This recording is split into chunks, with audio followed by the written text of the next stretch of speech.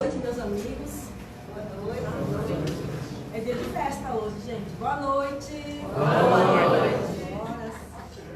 Então, vamos pedir a Jesus de Nazaré que nos abençoe a todos, que nos auxilie nesses instantes, nesses minutos que nós temos, para que juntos possamos compreender um pouco mais, nos fortalecer um pouco mais nas mensagens divinas do Mestre Jesus, para que possamos melhor conduzir o nosso dia a dia, as nossas vidas, na direção das suas orientações. Ele que é o mestre de nossas vidas, ele que é o guia e modelo da humanidade.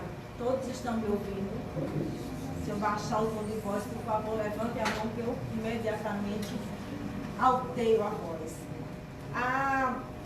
A conversa da noite de hoje não poderia ser diferente. É um tema que envolve Jesus de Nazaré, tendo em vista que ele é o aniversariante divino. Então, vamos nos debruçar em cima de uma de suas passagens para conversarmos sobre Jesus, médico de homens e almas. E essa passagem que foi escolhida, que nós escolhemos, vamos encontrar lá em Marcos, capítulo 8, versículo 22 a 26. E chegou a Betsaida e trouxeram-lhe um cego e rogaram-lhe que o tocasse. E tomando o cego pela mão, levou-o para fora da aldeia e cuspindo-lhe nos olhos e impondo-lhe as mãos, perguntou-lhe se via alguma coisa. E levantando ele os olhos, disse: vejo os homens, pois os vejo como árvores que andam. Depois disto, tornou a pôr-lhe as mãos sobre os olhos e o fez olhar para cima. E ele ficou restaurado e viu a todos claramente. E Jesus assim o mandou para a casa, dizendo: não entres na aldeia. Essa passagem de Jesus nos deixa um pouco intrigados no término dessa mensagem. Porque Jesus, após fazer essas colocações, ele diz ao cego: volta para a tua casa, mas não volta para a aldeia. É como se Jesus estivesse dizendo para nós: olha, Fúvia, vai para a tua casa, mas não vai para Araqueá. Parece que é um contrassenso, parece que é uma coisa fora do contexto. Parece que Jesus parece estar meio equivocado. Mas será que Jesus se equivocou em algum momento da sua passagem aqui na Terra? Dentro da observação de que ele é o guia da humanidade, jamais poderíamos imaginar que houve equívoco da sua parte. Mas é justamente nesse aparente paradoxo que está a sublimidade da mensagem de Jesus para todos nós. É justamente nesse detalhe, nesse ponto que encontra-se: volta para a tua casa, mas não volta para a aldeia. Antes de adentrar na terapêutica de Jesus propriamente dita, nós vamos fazer algumas considerações para entender a forma como Jesus passava os seus ensinamentos. Jesus era mestre. E os mestres, os rabinos e os profetas, eles tinham um método de ensino diferenciado. Enquanto as pessoas comuns passavam os ensinamentos naquela oportunidade, naquela cultura, de forma a contar histórias, a gente observa que Jesus contava muita história, né? Ele tinha muitas parábolas que ele trazia.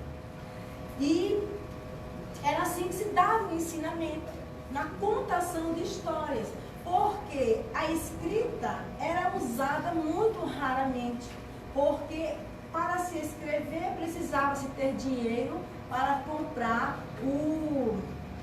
esqueci o nome do papel, que não era papel, papiro, eu abri que sacou danado, o papiro, era dinheiro, era caro, a tinta também, e para arranjar o tal do escriba era outra zoada.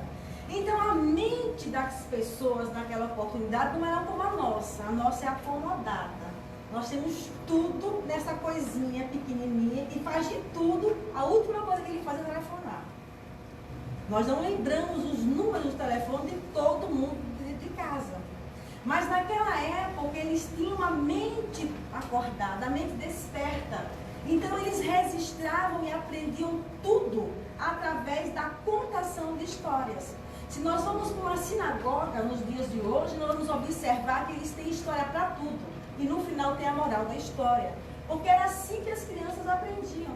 E era assim que Jesus passava os seus ensinamentos para todos, através das parábolas, da contação de história. Mas os profetas, os rabinos e os mestres tinham outro método mais profundo de ensinamento. E esse método chamava-se encenação simbólica. Muito mais que com palavras, com histórias, eles faziam também a encenação. Eles faziam também uma alusão a uma espécie de dramatização. Isso nós encontramos no Antigo Testamento e no Novo Testamento também.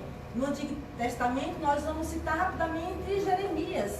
Jeremias disse que recebeu uma orientação de Deus e foi num determinado local, comprou uma botija, chegou no meio da praça principal de Jerusalém e quebrou a botija. Vocês imaginem a cena, Fúvia adentrando aqui no auditório com uma botija lindíssima, cheia de flores, um arranjo maravilhoso, cheia de flores. Ela chega aqui, eu falando pelos cotovelos, ela chega aqui e pega a botija e puf, no meio. Eu vou dizer, Vanessa, interna, ela não está bem. Não está bem. Isso chama-se encenação simbólica. E ele disse depois, isso é para que o povo de Jerusalém desperte. Porque naquela oportunidade, o povo estava desenvolvendo ações contrárias às orientações divinas. Eles estavam se perdendo.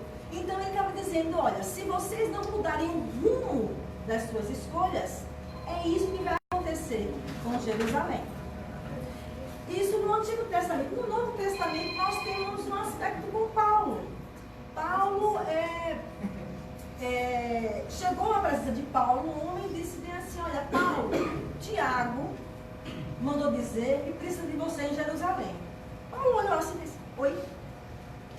Vou não. Meus planos são diferentes. Mas depois ele disse, não vou. Jesus está dizendo que eu vou. Então eu vou ser obediente. Quando ele chegou no porto de Cesareia, aproximou-se a figura de um profeta, Ágapo, chamado Ágapo. E ele disse, olha, Deus conversou comigo, mandou eu vir aqui conversar com você. Aí Paulo olhou para ele assim, ele não teve dúvida. De Paulo, tirou o cinto que amarrava as vestes de Paulo, atou suas mãos, atou os seus pés, deitou no chão e ficou lá. Eu mandava internar também, não estava bem na cabeça não. Paulo, que era rabino, compreendeu a mensagem. E Ágapo confirmou. Ele disse, isso é que vai acontecer com o dono desse cinto quando chegar a Jerusalém. Ele será preso e passará um bom tempo na prisão. E se deu, Paulo foi preso e passou 2 anos aprisionados, retornando depois para Roma, não mais como homem livre, mas como prisioneiro do Cristo. Então isso chama-se encenações simbólicas.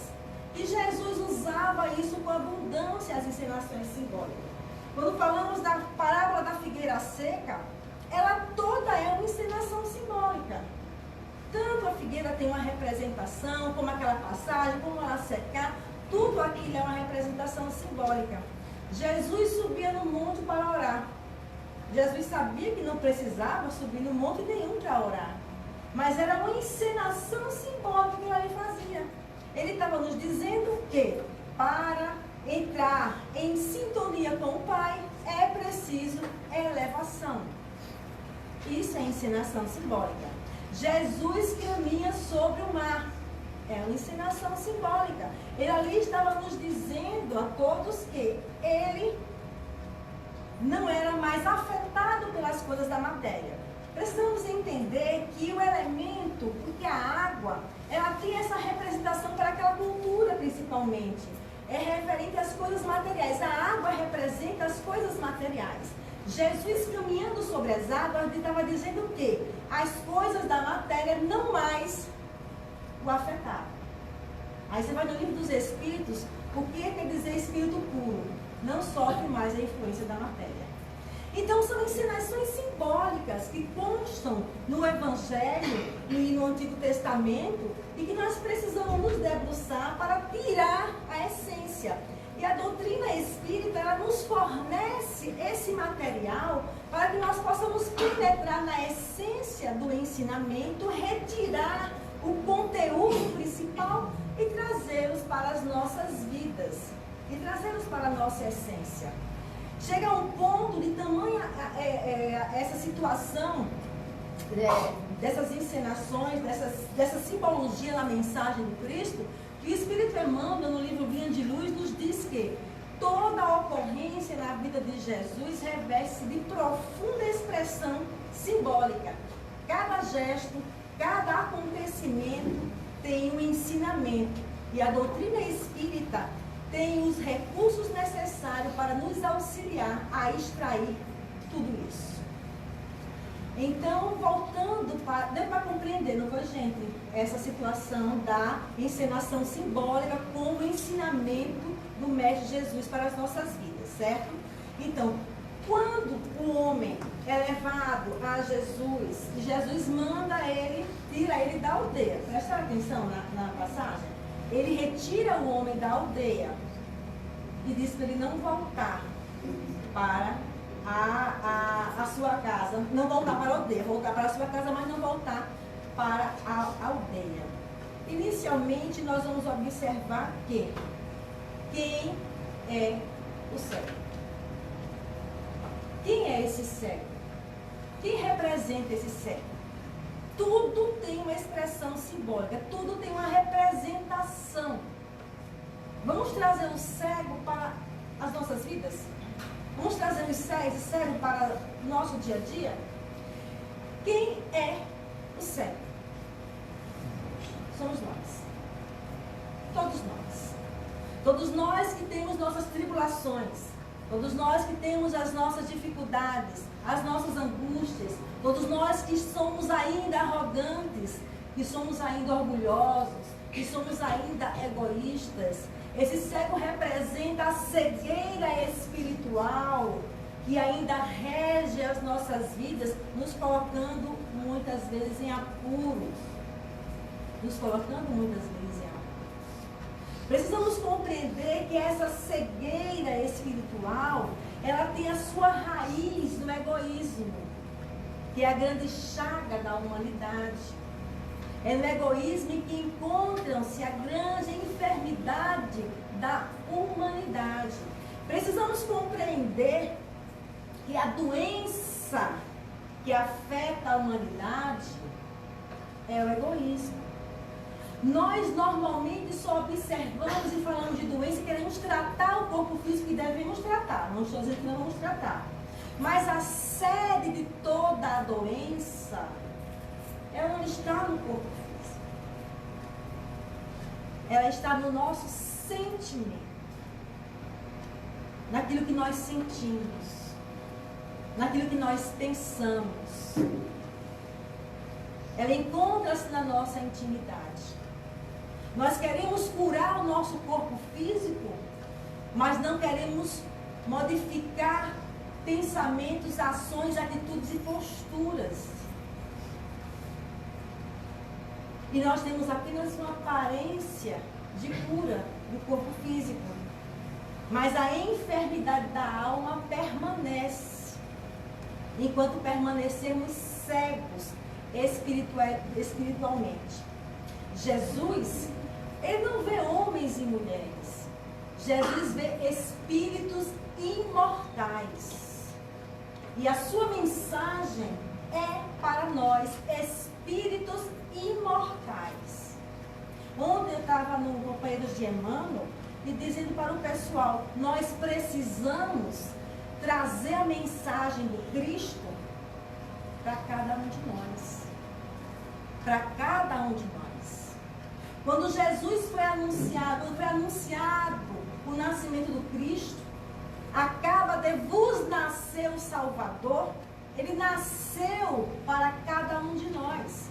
A mensagem de Jesus precisa ser individualizada, para que nós possamos sentir na nossa intimidade, para que nós possamos escolher modificar os nossos sentimentos, para que assim, em consonância com os ensinamentos do Mestre Jesus, nós tenhamos a força para vencer as nossas más inclinações.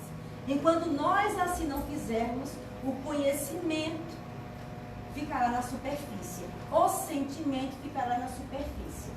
Porque Jesus trouxe-nos, melhor dizendo, as orientações e um método de saúde para o espírito imortal. O Evangelho de Jesus é um modo de vida. O Evangelho de Jesus não são apenas letras, não são apenas passagens, é uma forma de vida consonante com a sublimidade maior da dignidade, da ética e da moral.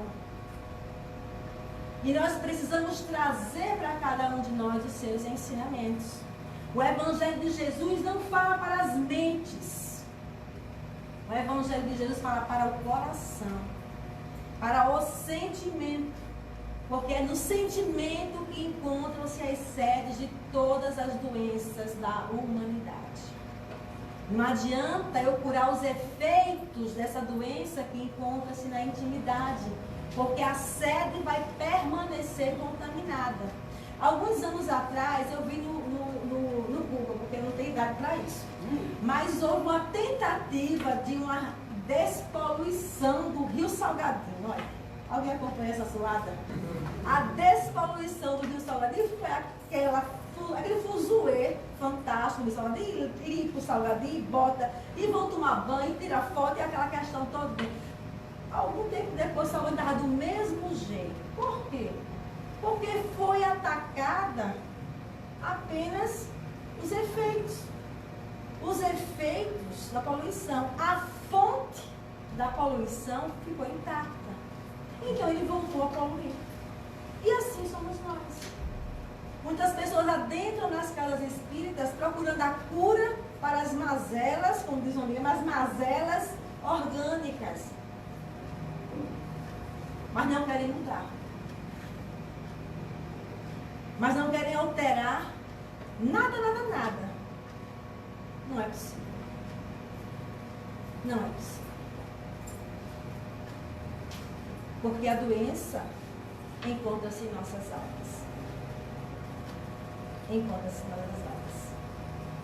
A doença física é a ponta do iceberg. Alguém já visualizou um iceberg na internet? A ponta é aqui. O iceberg é até lá embaixo. A doença é apenas a ponta. A doença física é a ponta. A causa é muito mais profunda.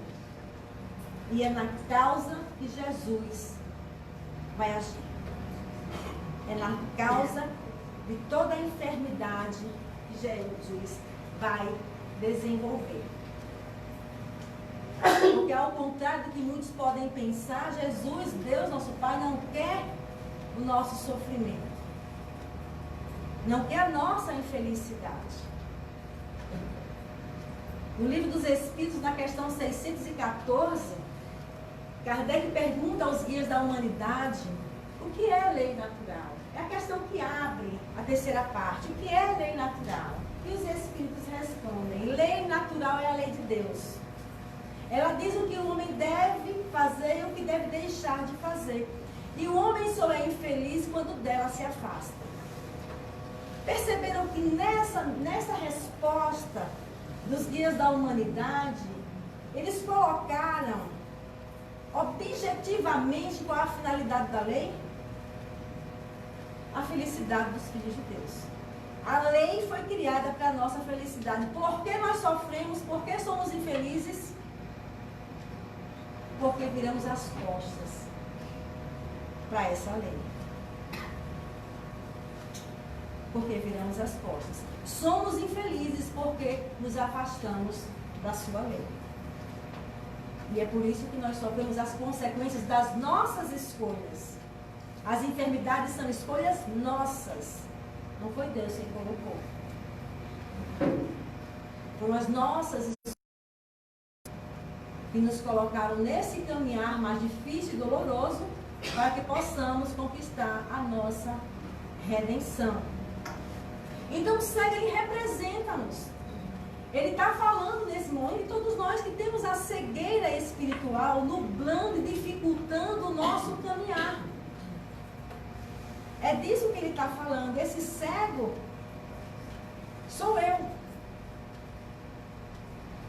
Com as dificuldades, com as minhas imperfeições. Que eu possa lembrar desse cego quando eu derramar as minhas lágrimas, que eu irei derramar. Mas que eu possa enxugar essas lágrimas e lembrar que a lei de Deus é para a minha felicidade. Ou seja, eu posso estar triste, eu posso estar alegre, mas eu vou ser feliz. Porque as leis de Deus, sendo criadas para mim, elas se encontram onde? Questão 621, na nossa consciência. Então não tem jeito, eu vou ser feliz.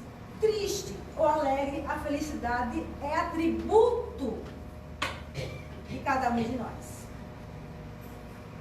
Lutemos para conquistarmos a serenidade da felicidade. Porque os nossos sentimentos, eles vão destinar as nossas vidas. Porque aquilo que sentimos vai gerar os nossos pensamentos. Os nossos pensamentos vão gerar palavras. E as palavras vão gerar escolhas que vão determinar os nossos destinos. Precisamos aprender a sentir com Jesus. Para que a nossa caminhada seja mais suave. Com Jesus o fardo é mais leve. Mas o cego não chegou lá sozinho. Levaram o cego. Perceberam isso? O cego foi levado. Alguns homens levaram o cego até Jesus. São outros personagens. Aí já temos outros personagens que entram nesse belíssimo enredo. E quem são esses que levaram o cego até Jesus? Quem adivinhar um dia menos no umbral, isso é tempo, minha gente. Eu sei que vocês não vão adivinhar. Eu vou. Se eu não adivinhar, vai ser terrível, né? Os nossos mentores espirituais.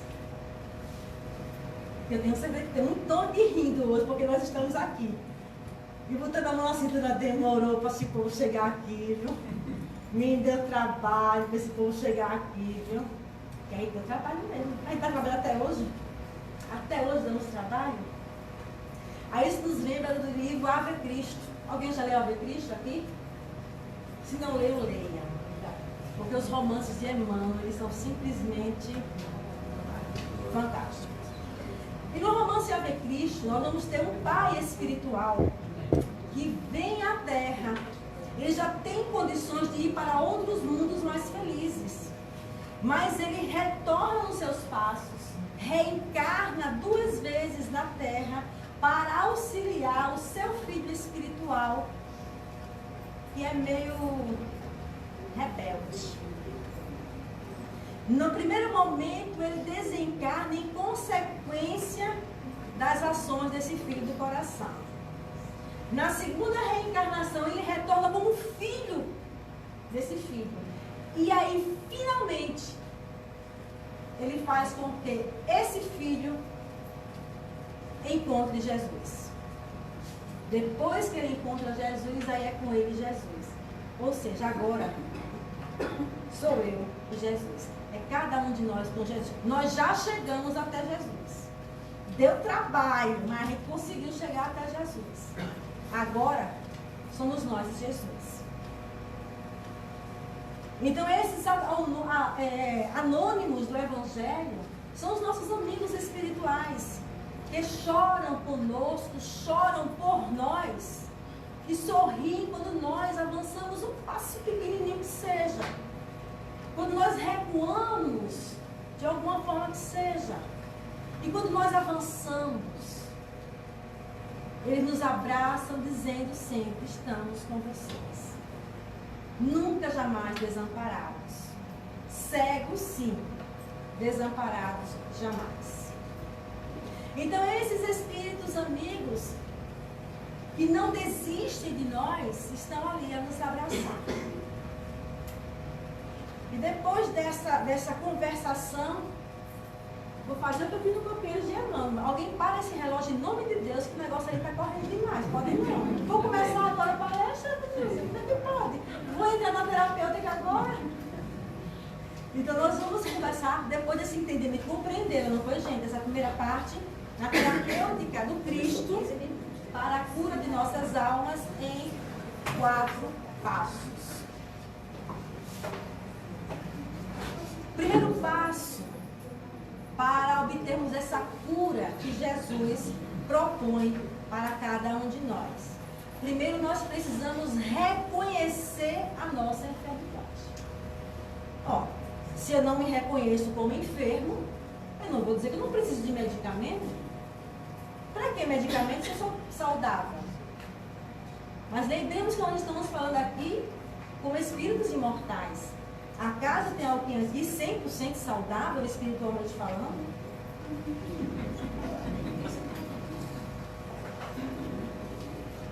E aqui nós estamos falando mais direcionado às questões do sentimento. Do sentimento. Orgulho, egoísmo, soberba, vaidade, os nossos sentimentos. Quando nós lembramos daquela passagem que Jesus é chamado de bom mestre, e ele diz, bom só Deus o é. Mas mestre ele silenciou, porque mestre ele era e é, e será, continuará sendo, porque ele é o mestre de nossas vidas. Quando ele diz que bom só Deus o é, e a gente olha para o nosso vizinho, eu sou uma pessoa maravilhosa. Socorro, papai. Eu sou muito humilde, eu tremo. Quando alguém diz assim, não tenho milímetros, eu já estou chorando de pavor. Não vou mentir. Porque quem é bom não diz que é bom. Quem é humilde não diz que é humilde. Não diz.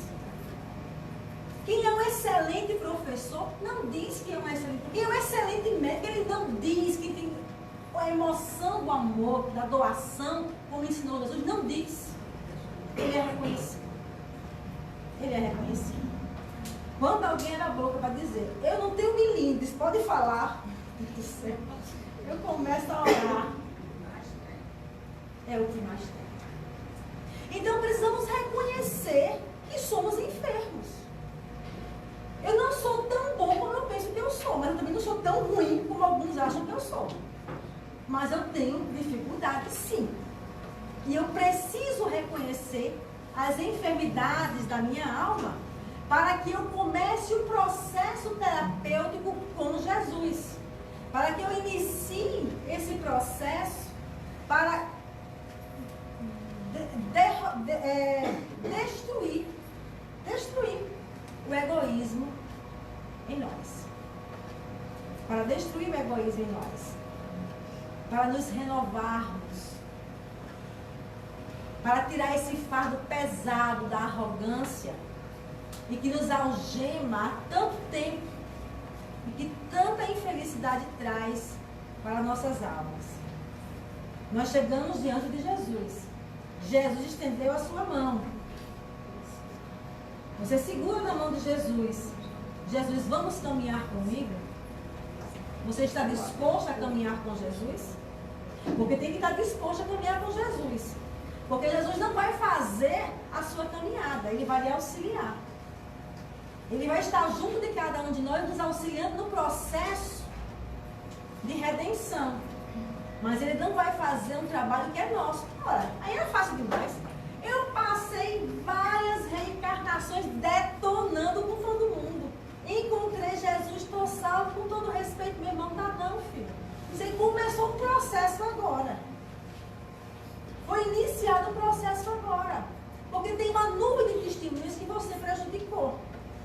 Já pediu perdão? Ah, mas eu não lembro, mas o espírito imortal lembra. Ah, lembra. Se não lembrasse, não tinha tanto depressivo aí. O espírito imortal lembra. E para agir na fonte do mal, é com Jesus. É com Jesus. Para termos a cura real, precisamos reconhecer que estamos doentes e nos propormos a mudar. Porque não existe cura exterior. Existe a autocura. Através da mudança dos nossos pensamentos. Hipócrates, né, Daniel? Estão dentro de você, serão as que curarão as suas doenças.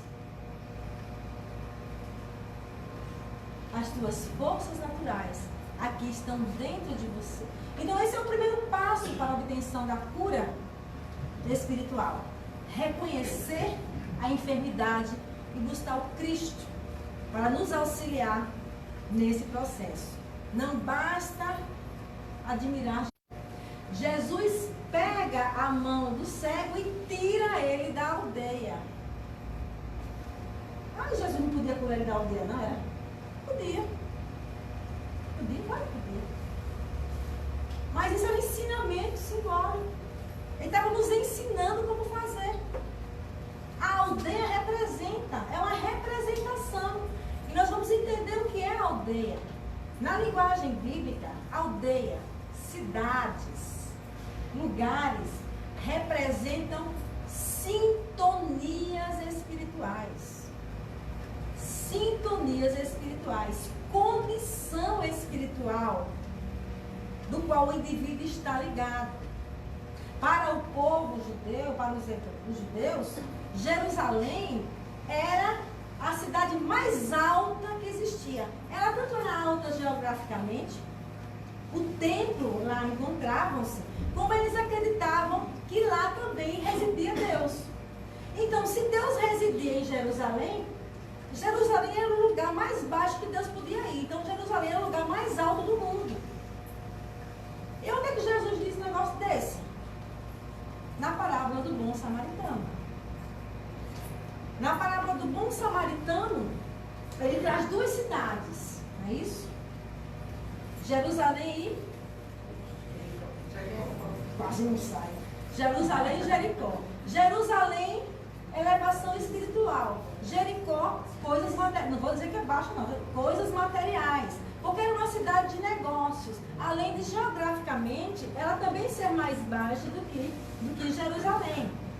E a parábola do bom samaritano, ele fala que um homem descia de Jerusalém para Jericó. Lembremos que nós estamos falando em questão de situação vibracional. Um homem descia, queda espiritual, de Jerusalém a Jericó, e foi atacado por alguns companheiros que ali, os salteadores que ali encontravam-se. Queda espiritual. Um sacerdote descia de Jerusalém a Jericó, queda espiritual. Deixou o homem para lá, não quis nem saber, deixou de lado. Um levita descia de Jerusalém a Jericó, queda espiritual. Passou de lado. Agora, o sacerdote não descia de Jerusalém a Jericó. O sacerdote estava a caminho, estava ocupado, estava focado, estava trabalhando, estava numa direção diferente, percebeu aquele que tinha inicialmente atacado. Samaritano, perdoe, obrigada. Samaritano, bicho. Quer desprezar o bicho? Samaritano. E isso representa, são sintonias espirituais do qual nós estamos ligados. Isso é muito sério. Porque nós vamos sair daqui pensando qual a minha aldeia. Qual a minha aldeia? aldeia? Aonde encontram-se os meus pensamentos durante o dia? Qual o pensamento que mais me atinge durante todo o dia? Em quem ou em que local eu mais penso durante todo o dia? Aí está a minha aldeia. Qual a minha aldeia espiritual? Qual a minha sintonia? A situação é tão grave que Emmanuel nos coloca no livro Pensamento e Vida, no capítulo 8 da Associação, a seguinte passagem: sentindo, mentalizando, falando ou agindo, a criatura entra em contato com todos os espíritos na carne ou fora dela, que vibram na mesma faixa de sintonia. Ou seja, essa é a sua aldeia espiritual. Se eu sou uma pessoa explosiva, se só precisar isso para dar um grito, se eu tenho uma pessoa raivosa, que eu tenho várias explosões, aí encontra-se a minha sintonia espiritual. E eu vou sintonizar com todo o mundo, na carne ou fora da carne, que também tiver esse tipo de explosão. Essa é a aldeia de quem tem esse sentimento. Qual a aldeia dos nossos irmãos que estão ligados ao alcoolismo? Qual a aldeia dos nossos irmãos que estão ligados à questão da dependência do sexo? Da mentira, da luxúria, da vaidade? São sintonias, são aldeias. São aldeias porque não é uma pessoa só, é um grupo de pessoas, encarnados e desencarnados, espíritos encarnados, que estão reunidos, formando uma grande aldeia, uma aldeia espiritual. É ali que encontra-se nossa sintonia. Qual a minha aldeia? Qual a aldeia que eu... Minha não, né? A aldeia que eu estou atualmente estagiando, porque são estágios. São estágios que nós vivenciamos em nossas vidas. São estágios. Por isso que Jesus disse ao cego, espiritualmente falando, afastou ele da aldeia. Ele saiu da aldeia. Porque você não vai tratar de um alcoólatra ou alguém ligado à drogadição e vai medicar e vai orientar ele no ambiente aonde ele encontra-se, encontra fácil o álcool ou as drogas. O que acontece com eles? Eles são retirados, vão para um ambiente mais saudável para iniciar seu processo terapêutico. Tira ele da aldeia.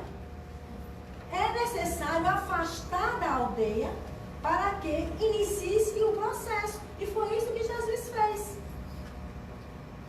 O cego despertou no sentido de que procurou Jesus, viu, reconheceu a sua enfermidade, foi levado por Jesus, não perdeu a oportunidade, sabia da sua enfermidade, Jesus deu a mão, ele foi com Jesus, ele consentiu em caminhar com Jesus, e Jesus iniciou o processo de cura. Detalhe, Jesus impôs a mão 2 vezes para curar o danado. Ele podia curar de um, claro. Mas o que ele passou? Ensinamento para a gente. Isso é ensinamento. Para que nós possamos entender, aprender que tudo é um processo. Que tudo é um processo. E nós precisamos nos afastar e não retornar para as velhas sintonias. Porque senão vamos adoecer mais uma vez. Adoecer mais uma vez.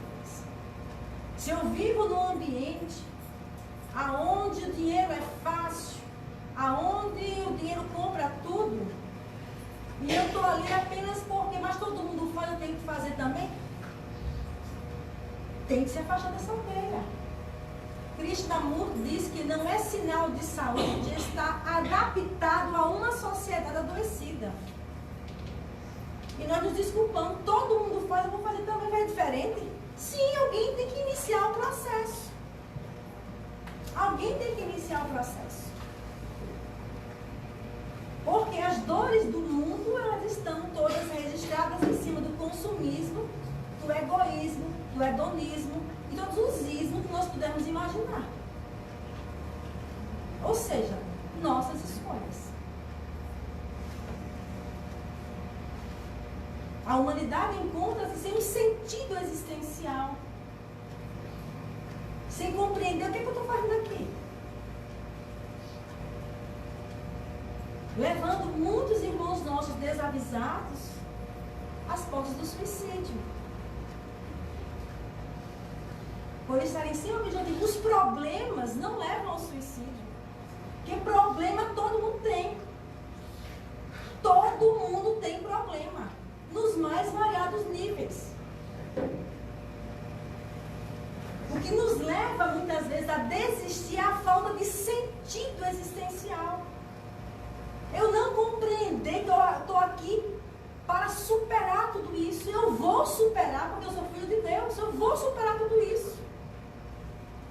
Eu vou seguir a vida, eu vou ser feliz. A felicidade está em mim. Eu nasci para ser feliz.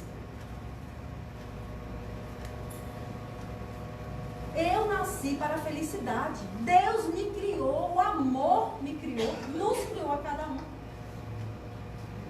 E nós temos que ter essa certeza, essa fé inabalável, essa certeza na essência de um Pai amoroso que nos aguarda pacientemente ao nosso despertar.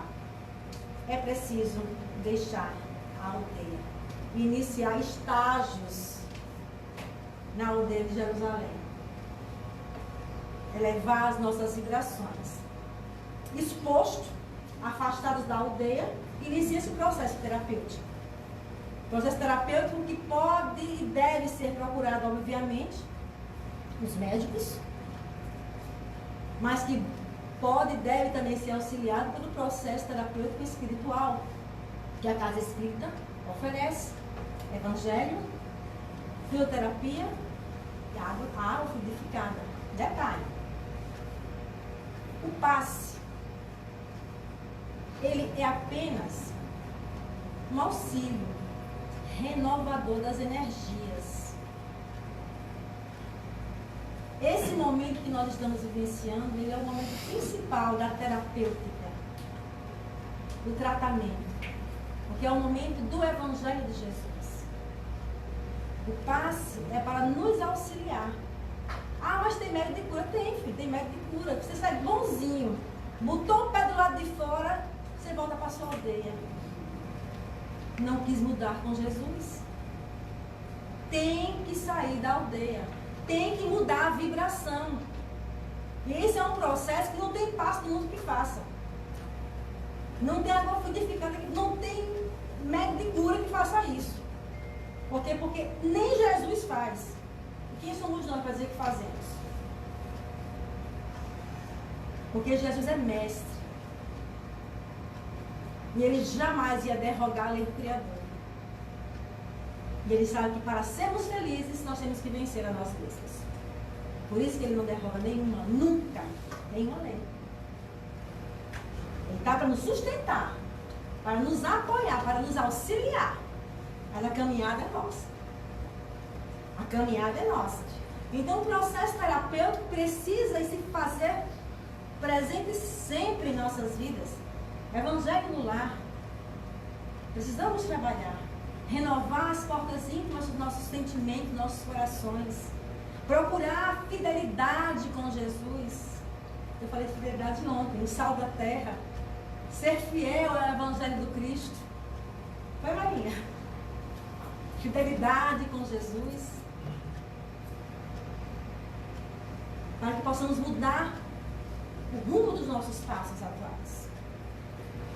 Mas para isso, temos que estar longe da aldeia. Temos que estar longe da aldeia. Porque Jesus não faz esse tipo de milagres para a gente. Não faz. Então, temos já 3 etapas, a hora está passando. Primeira etapa, reconhecer a enfermidade, buscando Cristo. Estar desperto e sair da aldeia, né? E a terapêutica propriamente dita. Aí vem a 4ª parte da terapêutica com Cristo. essa aí é a pancada. Cultivar a saúde. Manter a saúde. Vocês já perceberam que no tratamento do câncer, depois que a pessoa está curada daquele câncer, existe um acompanhamento, eu não sei se é anual, acho que é anual, um acompanhamento anual para ver se não, o bicho não está voltando. Vocês perceberam isso? Porque a sede está na alma. E Emmanuel disse, foi perguntado quando o câncer deixaria de existir na Terra, e ele respondeu, quando a humanidade se regenerar. Vamos nos esforçar, turma. Só depende de nós. Só depende de nós. Então, a quarta etapa, cultivar a saúde, manter e zelar pela saúde. Aonde nós residimos? Aonde nós residimos? Vigiar, eu tô com medo. Não vou reprovar ninguém, não. Aqui não é para poder nem, não. É concurso, não, aqui, gente. Aonde nós residimos? A nossa casa. Não é isso? Aonde nós temos todas as ideias do mundo? Na nossa pensamento. Casa mental. Na nossa casa mental. É aqui onde está a nossa residência. Por que nós enfermamos?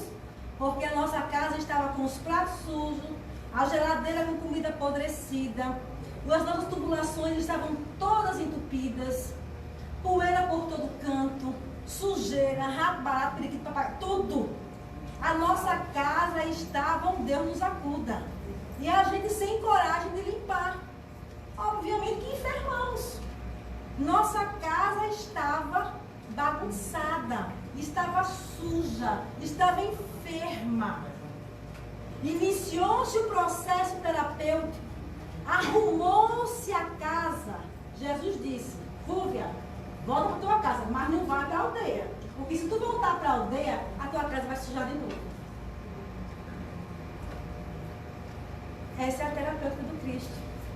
Em 4 passos para o nosso entendimento. A saúde só depende de nós. A enfermidade depende das nossas escolhas, dos nossos pensamentos. Para mantermos uma vida saudável, precisamos de Jesus. Somos espíritos imortais. Estamos vivendo a mais importante reencarnação de nossas várias existências. Porque nós estamos próximos ao Mestre em nossas vidas. O drama agora sou eu e o Mestre. Eu e ele. Eu não sou mais ignorante, eu já conheço um pouquinho das suas leis, as leis do nosso Pai. Eu já conheço as orientações do Evangelho do Mestre Jesus. Aí eu devo me perguntar por que ainda não cumpro o Evangelho de Jesus em minha vida. Aí vem o zombeteiros, porque é egoísta. Que é o pai de todas as imperfeições. Como é que eu faço para combater o egoísmo?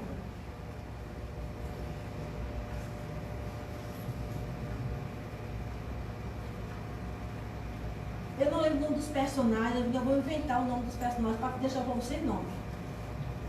Existia um grande rabi antes do Cristo, e esse foi procurado por um jovem, Shammai, o nome do rabi, Shammai. Foi procurado por um jovem que queria aprender as leis, a Bíblia, o Antigo Testamento, enquanto ele permanecesse com um pé. Enquanto ele aguentasse, ele queria que ele passasse todos os ensinamentos da Bíblia, solto com um pé. Shammai olhou para ele e disse, isso é impossível. A Bíblia tem vários livros, tem muitas particularidades, eu não tenho como passar isso apenas você sustentando de um pé, você não vai aguentar. Isso é coisa de anos de aprendizado. Ele disse, não me interessa, eu quero aprender enquanto eu puder me sustentar com um pé. Shammai disse, é impossível. Ele arrumou, agradeceu e foi embora. Foi procurar um outro sábio chamado Iléu. Então ele fez a mesma proposta para Iléu. E e disse: Léo, eu quero aprender as leis enquanto eu estiver me sustentando sobre um pé só. E Léo olhou para ele: tome posição.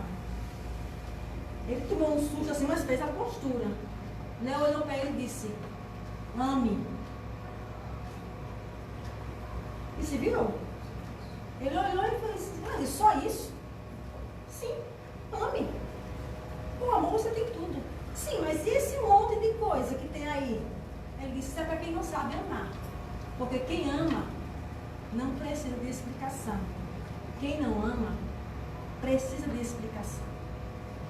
Então, amemos e comecemos a amar a cada um de nós, reconhecendo-nos como filhos de Deus, espíritos imortais, que falimos várias ocasiões e que estamos sob as bênçãos de Deus, nosso Pai, para mais uma oportunidade, mais uma experiência, para que possamos restabelecer a saúde do espírito imortal através do processo redentor de cada um de nós.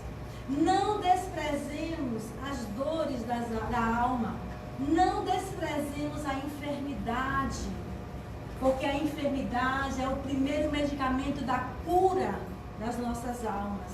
Não digo isso para deixar de procurar os médicos, jamais, mas devemos compreender, para entender quando os Espíritos nos dizem bem sofrer e mal sofrer. O sofrimento é oriundo de escolhas infelizes, mas não precisamos nos desesperar. Podemos sofrer com Jesus, e quem sofre com Jesus sofre bem, sofre consciente de que está vivenciando uma experiência para conquistar a plenitude da felicidade que está em nós, que depende de nós e do qual um dia todos nós seguiremos. Essa é a terapêutica que o Mestre de nossas vidas nos orienta em 4 passos. Que Jesus nos envolva em vibrações de paz, e no seu Natal ele possa ser comemorado, celebrado, não apenas em dezembro, mas todos os dias de nossas vidas. Como? Escolhendo o melhor. Escolhendo a ética, escolhendo a moral, escolhendo o bem. Perguntando sempre: em meu lugar, o que faria Jesus? Muito obrigada.